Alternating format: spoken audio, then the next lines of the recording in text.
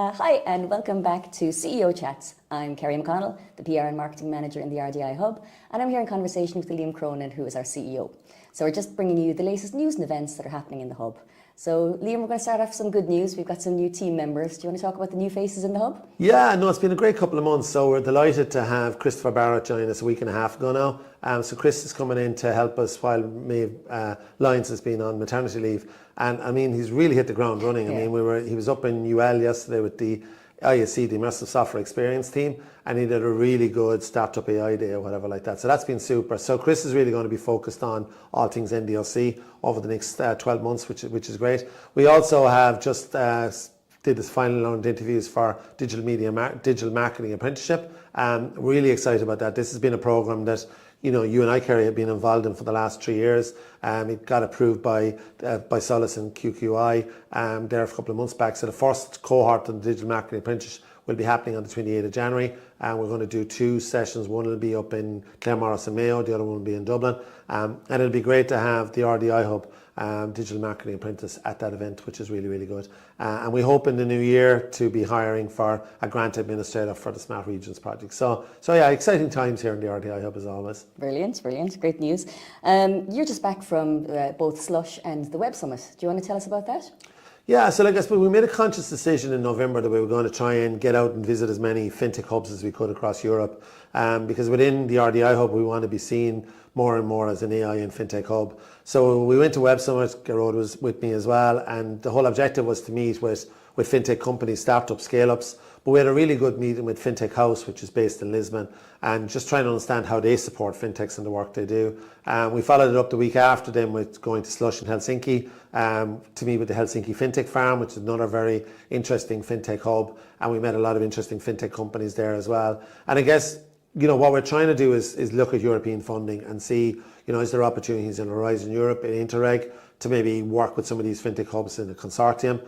Is there an opportunity maybe to find some fintech startups in these countries that we can work with closely as well? And then last week we were at the Fintech Ireland conference in Dublin, where again we got a really good connection with Fintech Wales and Fintech Scotland. So it's all about, we're all here about building collaboration, building those European partnerships, and we'll share more about that in 2025. And it's great to be able to leverage the expertise of FEXCO literally just across the whole. 100%. Fantastic. 100%, yeah. We have a HBAN event coming up next week. Can you give us a bit more detail on that? Yeah, so HBAN stands for the Halo Business Angel Network. So the whole objective of HBAN is to connect startups and scale-ups that are on a fundraising journey with angel investors that are looking to invest or whatever. So we've had some very successful HBAN events this year. We had the Kerry Business Angel Network event back in, I think it was in January, and next Thursday is the follow-on event or whatever. So we're hoping here on next Thursday, the 12th December, we'll have about 20 startups in here from I think 5 p.m. next Thursday. And we're hoping to have over 20 angel investors as well. And each startup will kind of pitch for 3 minutes and then have the opportunity to network with the angel investors. And I suppose a lot of what we're trying to do through HBAN is, number one, find companies that are ready to pitch and and help them to get pitch ready. Number 2 is kind of find angel investors that want to invest, and number 3 then is to run the events like we're doing next Thursday. So yeah, so it should be an exciting evening, and hopefully we'll be able to seal some deals. And the EIAS, which is a grant opportunity, is coming to the end of December. So hopefully that's a tax efficient way for investors to invest in startups next Thursday night. Yeah. We were finalists at the Tech Industry Alliance Awards. We were shortlisted for Best Learning Workplace. Do you want to tell us a bit about highlights from the event? Yeah, so look, the Tech Industry Alliance is a fantastic an alliance. It's an alliance between Kerry and Cork. It came about a couple of years ago where IT at Cork and Kerry SciTech merged to form the Tech Industry Alliance. I mean, they run an annual awards event usually around the same times in November. The last couple of years it's been in Cork, so this is the first time it was in Kerry in the Great Southern Hotel last Friday night. We were delighted to be nominated for award of Best Learning Workplace, and just the nomination itself is really good because it's testimony to the learning experience that we offer here to our employees, to our members, to anybody who interacts with us. We want to congratulate Aspen Grove, who won the award on the night. Really worthy winner, fantastic company here in Tralee and Kerry. So delighted. We were also delighted to see some of our members like Stingray Labs who won the Best Startup of the Year award. So again, like what a journey those guys have been on in the last 12 months. Brian Stevenson and Mike Stack, where they've gone from 2 employees this time last year to 25 at the moment, and plans to go to 40 next year. So like, it was fantastic to see them getting the Startup of the Year award.